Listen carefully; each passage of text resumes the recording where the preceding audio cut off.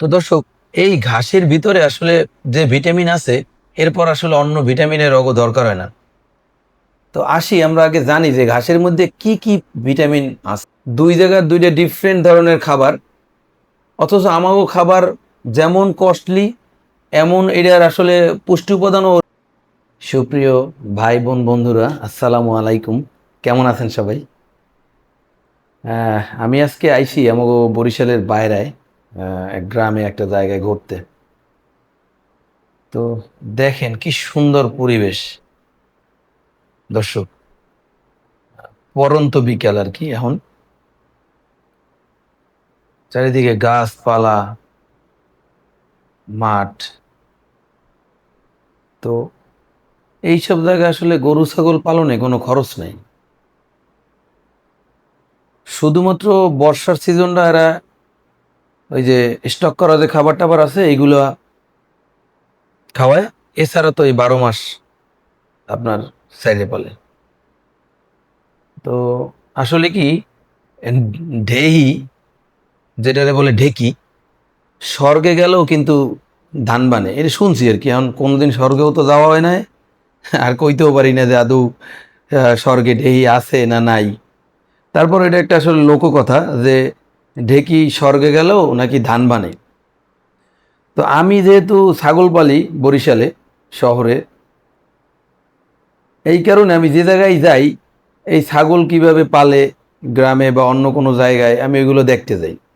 তো এই মাঠে আইলাম, আইয়ে দেখি যে এই জায়গায় গোটা তিনে ছাগল এই ব্ল্যাক বেঙ্গলটার লগে ক্রস করিয়া দুইটা বাচ্চা হয়েছে, কি সুন্দর দেখেন। আর অদ্ভুত জিনিস, আলাদা কোনো খাবারেরই দরকার নাই, খালি এই ঘাস খাইয়া আনমেরারা বাসে। আর প্রত্যেকটা শরীর দেখছেন কি সুন্দর। তো দর্শক, এই ঘাসের ভিতরে আসলে যে ভিটামিন আছে এরপর আসলে অন্য ভিটামিনের দরকার হয় না। তো আসি আমরা আগে জানি যে ঘাসের মধ্যে কি কি ভিটামিন আছে। প্রথম হইল প্রোটিন। প্রোটিন আছে, প্রোটিন শরীরের বৃদ্ধি, পেশি গঠন, দুধ উৎপাদন এইগুলো সহায়তা করে। তারপর আছে কার্বোহাইড্রেট, শক্তি উৎপাদন করে। ফাইবার, হজম ঠিক রাখে।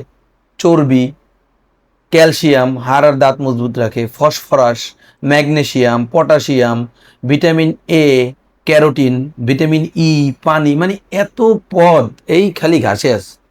অথচ আমি যে ছাদে পালি, আমি তো আসলে ঘাস খাওয়াইতে পারি না। তো এই জায়গা দিয়ে কত বড় একটা ল্যাকিং দেখেন।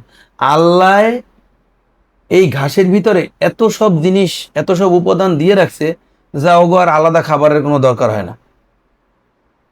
কি আশ্চর্য একটা জিনিস দেখেন। আর আমরা মানে কত কষ্ট করে ছাগল পালি। আচ্ছা, এরপরে আরো একটা জিনিস আছে ইন্টারেস্টিং, এটা হলো কি, ছাগল আপনার মাঝে মাঝে কিন্তু মাটি খায়। মাটি খায় কি কারণে? কারণ ও খনিজের ঘাটতি হইলে। তো দেখেন ওরা যেহেতু ঘাস খাইতেছে, ঘাসের সাথে কিন্তু মাটি উঠতে আছে, এই কারণে কিন্তু আর এই আলাদাভাবে আপনার কোনো ধরনের কোনো খনিজের দরকার হয় না দেওয়ার। এইটা একটা মানে সুন্দর কিন্তু জিনিস। ঠিক আছে। তো ঘাস মানে মাটির ভিতরে লবণ আছে, ক্যালসিয়াম আছে, ফসফরাস আছে, কপার আছে, জিঙ্ক আছে, এগুলাও ওরা ন্যাচারালি পাইতে আছে। আর আমাগো আবার এইসব জিনিস আলাদা আলাদা মানে আর্টিফিশিয়াল গুলা কিনে খাওয়াইতে হইতেছে। ডিফারেন্ট কিন্তু আসলে অনেক। ঠিক আছে। তো যার কারণে যারা আসলে এই ছাগল এইসব এইভাবে ছাড়িয়ে পালে, হ্যাঁ, ঘাসের মাঠ আছে জাগো, এগুলোকে খুবই উপকারী। এবং দেখেন কোনো ইনভেস্ট নাই, খালি মনে করেন ইনভেস্ট হয়ে প্রথমে একটা ছাগলকে নাই, আর কোনো ইনভেস্ট, এছাড়া আর কোনো ইনভেস্ট, আর হইলো শ্রম। ঠিক আছে। ছাগলটাকে হ্যাঁ বেশি না, এই যে বাইন্দে হচ্ছে বাড়ি লইয়ে যায় সন্ধ্যার আগে। ঠিক আছে। আর আমরা দেখেন দিনে 24 ঘন্টা কত পরিশ্রম করি, যার কারণে আসলে আমাকে কষ্টটাও অনেক বাইরে যায়। লেবার কস্টিং হইতে শুরু করে এভরিথিং আসলে বাইরে যায়। এই যে দেখেন দর্শক, কি ফাইন ফাইন ঘাস, দুব্বা ঘাস আছে, এমনি নর্মাল আপনার নর্মাল ঘাসও আছে, অনেক প্রকারের ঘাস, মানে যেটা মন চায় এই দেখায়। তো এই যে ডিফারেন্টগুলো, এই ডিফারেন্টগুলো নিয়েই আসলে মূলত আজকে আমি ভিডিওটা করছি, যে আসলে আমরা কি খাওয়াই। তাহলে চলেন এখন আমি আপনাকে ছাদে লইয়ে যাবো, দেখেন আমরা ছাদে কি খাওয়াইতেছি। এই ছাদে খাওয়াইতেছি, গতকালকে আম আনছিলাম। তো আমরা আমি ধুইয়া নেই প্রথম খুব সুন্দর করে। দুইটা কারণ, একটা কারণ যেহেতু ফরমালিন টরমালিন যদি থাকে তাইলে মুশকিল, ওই উপরের স্প্রে দিলে ওইটা থাকে। আর যেহেতু আমি পরবর্তীতে ছাগল রেখাম, ওই জন্য আমি একটু সাবধানই থাকি। ভালো করে ধুইয়া ওই ছাগলের এই আমের খোসা মোসা দিলাম। আর হইলো এই যে শুকনা আপনার কলইর যে টাঙ্গি, এইগুলা আপনারা দেখছেন, আমি এটা নিয়ে ভিডিও বানাইছি। এই কলইর টাঙ্গিগুলো আনছি, এর আগেও আপনারা দেখছেন। হ্যাঁ দেখেন, দুই জায়গার দুইটা ভিডিও, হ্যাঁ, দুই জায়গার দুইটা ডিফারেন্ট ধরনের খাবার, অথচ আমাগো খাবার যেমন কস্টলি, এমন এটার আসলে পুষ্টি উপাদানও ওরম একটা না, ঘাসের মতো না। যার কারণে আমার আলাদা সাপ্লিমেন্ট ব্যবহার করতে হয়। তো এখন কথা হইলো, তাইলে পালেন কেন, বা এত কষ্ট হয়ে দরকার কি? আসলে কি মায়া হয়ে গেছে, বুঝছেন? এই পশু পাখির প্রতি এমন একটা মায়া হয়েছে, এখন ছাড়তেও পারি না। চেষ্টা করি মানে নিজের সর্বোচ্চটা দিয়া, যেমন দেখা গেছে যে আপনার ক্যালসিয়াম, মিনারেল, অন্য অন্য যে জিনিসের ঘাটতি আছে এইগুলো আমি আলাদাভাবে দেই, ঠিক আছে, যাতে ওরা এইগুলা খায় এবং এই ঘাটতিগুলো পূরণ করে। ওই বাচ্চা হেরা বইয়ে রয়েছে, আর আইবে না, ঠিক আছে, হেরা বইয়ে রয়েছে, হ্যাগো দুলামের নান বাইর করতে হইবে, হ্যাঁ ছাড়া হেরা বাইরিবে না। দর্শক, আরেকটা জিনিস, এই গরমের মধ্যে কিন্তু আসলে এই আপনার ছাগলের খামারে কিন্তু পানি দিয়ে রাখবেন, ঠিক আছে, প্রচুর পরিমাণে পানি দিয়ে রাখবেন, যাতে ওরা প্রয়োজন হলেই ওরা এই পানিটা খাইতে পারে।